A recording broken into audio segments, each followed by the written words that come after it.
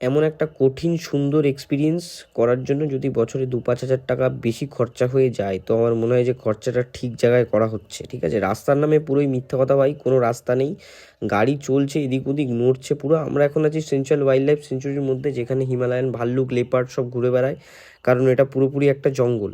এটা হচ্ছে চটকপুর, দার্জিলিংয়ের কাছে আমার সবচেয়ে প্রিয় একটা অফবিট। কিন্তু কদিন অফবিট থাকবে আমি জানি না, কারণ প্রচুর পরিমাণে হোমস্টে তৈরি হয়ে গেছে। আমরা আছি হচ্ছে মুনাল হোমস্টেতে। দেখো ঘরগুলো কি সুন্দর পরিষ্কার পরিচ্ছন্ন, এত বড়। এই ঘরটাতে ছিলাম হচ্ছে আমি আর বিট্টু দুজন। চটকপুরে সবচেয়ে যেটা আকর্ষণীয় ব্যাপার, এখান থেকে না একটা বিরাট বড় কাঞ্চনজঙ্ঘা দেখা যায়। ঠিক আছে, বিরাট বড়।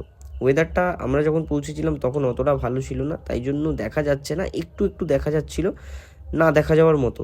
প্রপার্টিটাতে আমরা ঘুরলাম, চারিদিকটা দেখলাম ভাই, এত শান্ত চটকপুর। ঠিক আছে, মানে না গেলে এক্সপিরিয়েন্স না করলে ভাই এগুলো শুধু শোনাই মনে হবে যে ফাউ বকছি। ঠিক আছে, কিছু বুঝতে পারবে না। আর আমরা যখন গিয়েছিলাম আর কি, প্রচণ্ড ঠান্ডা। ঠিক আছে, প্রচণ্ড মানে একদম ধরা ছোঁয়ার বাইরে, পুরো কাঁপাকাঁপি ঠান্ডা।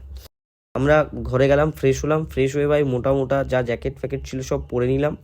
পরার পরে একটু ঘুরছিলাম, আমাদেরকে হোমস্টে থেকে ডেকে বললো যে আমাদের দুপুরে লাঞ্চটা দিয়ে দেওয়া হয়েছে। গরম গরম ভাত, ডাল, ছিল হচ্ছে ভাই একটা ফুলকপি আলুর তরকারি, একটা আর কি আলু ভর্তা, আলু মাখা, যে যা বলো তাই আর কি, আর ছিল হচ্ছে ডিমের কারি।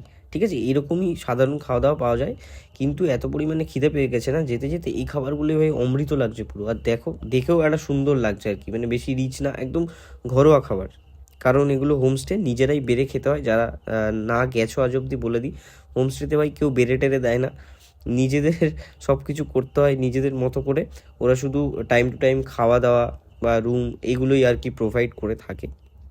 যাই হোক, আমরা মোটামুটি খাওয়া দাওয়াটা করে নিলাম। ডিম কারিটা ভাই সেই হয়েছিল, সেই, আমার তো ভাই বেশ ভালো লেগেছে। খাওয়া দাওয়ার পরে মোটামুটি আমরা আধা ঘন্টা মতো একটু রেস্ট নিই।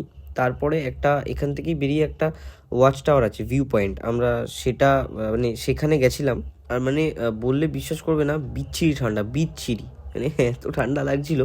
আর উপরের দিকে উঠছিলাম বলে একটু গরম গরম লাগছিল, কিন্তু তাও ভাই বিকট ঠান্ডা। ঠিক আছে, এই যে যেই আর কি ভিউ পয়েন্টটা, সেখানে যাওয়ার রাস্তা দুপারে এরকম কাঠ দিয়ে ব্যারিকেড করা, একটা বিভৎস সুন্দর, বিভৎস সুন্দর। আর এই হচ্ছে ভিউ ভাই, এই ভিউর জন্যই তো সব টাকা। ঠিক আছে, এই ভিউর জন্যই সব টাকা।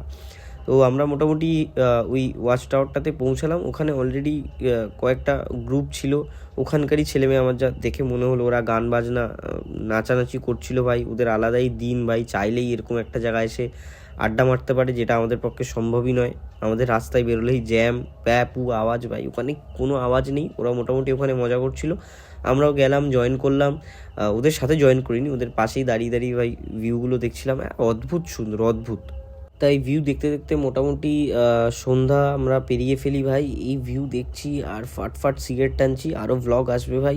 ওকে, বাই।